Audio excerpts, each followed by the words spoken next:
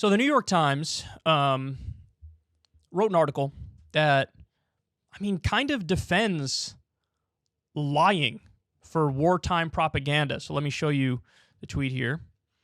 Viral stories like the Ghost of Kyiv, a Ukrainian pilot who supposedly single-handedly shot down several Russian fighter jets, are of questionable veracity, but they're a key part of Ukraine's war plan, experts say, as it tries to keep morale high. So that's an interesting way of saying this is wartime propaganda, but what are you going to do? It's to keep morale high, so it's okay. So let's continue here, then we'll discuss it more.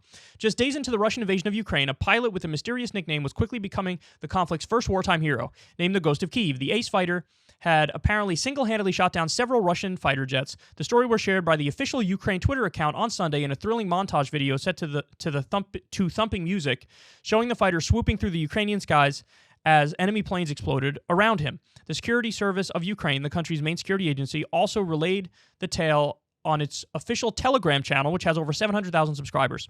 The story of a single pilot's beating the superior Russian Air Force found wide appeal online, thanks to the official Ukraine accounts and many others. Videos of the so-called Ghost of Kyiv had more than 9.3 million views on Twitter, and the flyer was mentioned in thousands of Facebook groups, reaching up to 717 million followers. On YouTube, videos promoting the Ukrainian fighter collected 6.5 million views, while TikTok videos with the hashtag Ghost of Kyiv reached 200 million views. There was just one problem. The Ghost of Kyiv may be a myth. While there are reports of some Russian planes that were destroyed in combat, there is no information linking them to a single Ukrainian pilot. One of the first videos that went viral, which was included in the montage shared by the official Ukraine Twitter account, was a computer rendering from a combat flight simulator originally uploaded by a YouTube user with just 3,000 subscribers. And a photo supposedly confirming the fighter's existence, shared by a former president of Ukraine, Petro Poroshenko, was from a 2019 Twitter post by the Ukrainian Defense Ministry. When the fact-checking website Snopes published an article debunking the video, some social media users pushed back. Quote, "Why can't we just let people believe some things?" one Twitter user replied. "If the Russians believe it, it brings fear. If the Ukrainians believe it, it gives them hope." In the information war over the invasion of Ukraine, some of the country's official accounts have pushed stories with questionable veracity, spreading anecdotes, gripping on-the-ground accounts, and even some unverified information that was later proved false in a rapid jumble of fact and myth. So, what's interesting about this story is the way in which they discuss it, because they go on to say a lot of the things that are up, even though we know they're not true, there's been no action taken against them. So like the former president of Ukraine, Poroshenko, he's got some stuff up, I think on the Ghost of Kyiv and a number of other things that are questionable, and there's no warning. There's no, banner saying something. Obviously, it wasn't pulled down. And the official Twitter account for Ukraine has some stuff up there. That's not true. And it's just sort of, they're letting it stay up.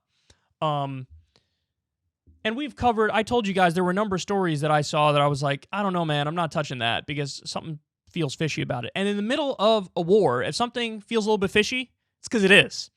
So be skeptical. You don't have to be cynical, but be skeptical. And one of the things, like the Snake Island thing I saw, and I was like, I don't know, man. Really? We got a recording of people saying F you to the Russian soldiers, and that was their last words.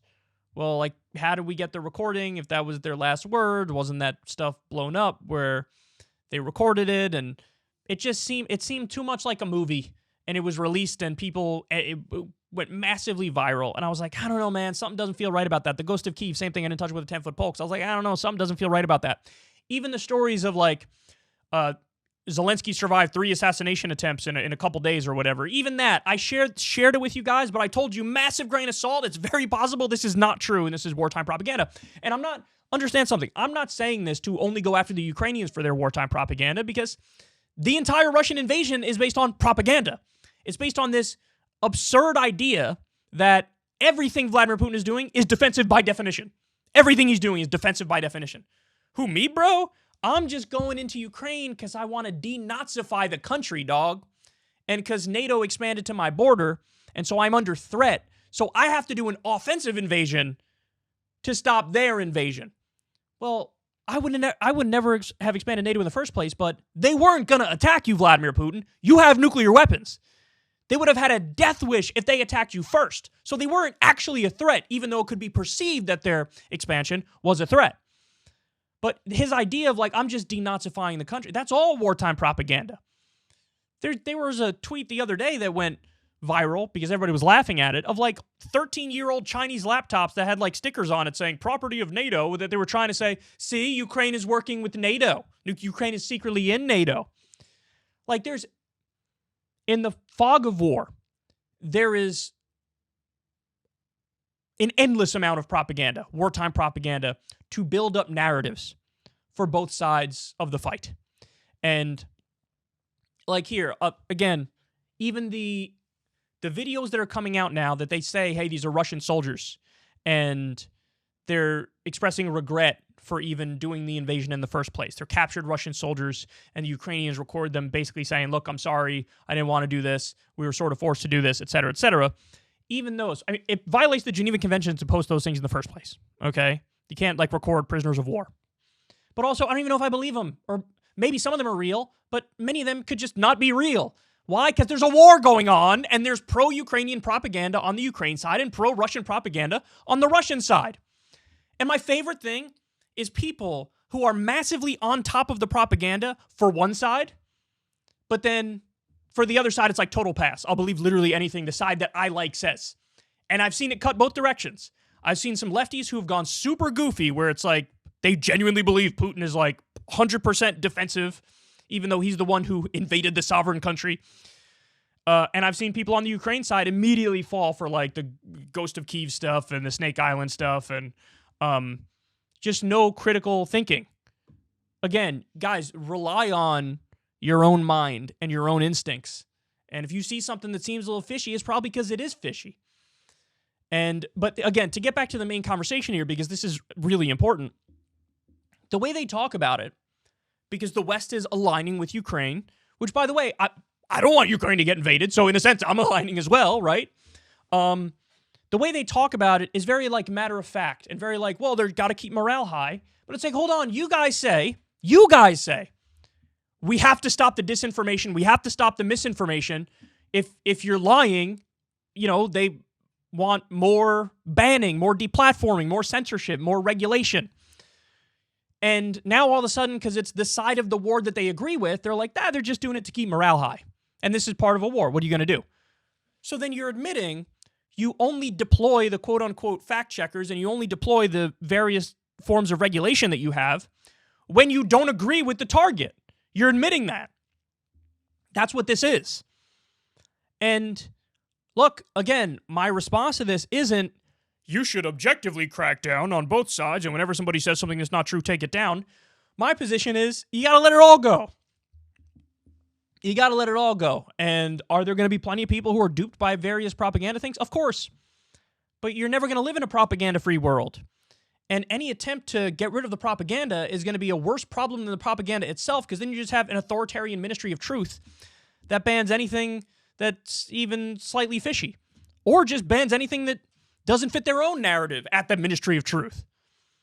Because there is no perfectly objective, perfectly unbiased entity that can truly sort through these things and only leave you with the gold star information, So it's crazy how they're talking about this. It really is. Again, I'll just read the tweet for you guys one more time. Viral stories like the Ghost of Kyiv, a Ukrainian pilot who supposedly single-handedly shot down several Russian fighter jets, are of questionable veracity. But they're a key part of Ukraine's war plan, experts say, as it tries to keep morale high. So it's just like, look, it's part of the plan for us to lie because we want to keep morale high. I don't know how to explain to people that you have to care about the truth first and foremost. I don't know how to get that idea through to people. Because if you truly are of the mindset, like, no, what matters is cheering for my side and quote-unquote helping my side by any means necessary, well, then I can't get through to you, right? I just won't be able to get through to you. But all I have to say is you can't then turn around and get mad when somebody else takes the same standard that you have, and they apply that standard to themselves too. So like on the Russian side, I'm sure they're also, they feel, many of them feel the same way. Like, hey, look, we're just telling noble lies over here. They're noble lies that get us to the end goal, which we want the most. And by the way, I don't even necessarily agree with what they're saying here, because this idea of like, well, maybe our fighters are invincible and like the Ghost of Kyiv is just that much better than the Russian fighters, and that can make you overconfident. That can make you cocky. That can make you like feel like this is divine intervention or God's plan, and so you can't lose, and then maybe you act more reckless, and that leads to more Ukrainian soldier deaths. So it's not even necessarily true. Look, again, I don't know how to get it through to you if you don't already agree with it. You have to care about the facts first. You can have your opinions, you could have your beliefs, you could have your own narrative, but it's got to be based on the facts first. You got to start with those and then give your take on it. And unfortunately, a lot of people are just admitting, I don't care about that.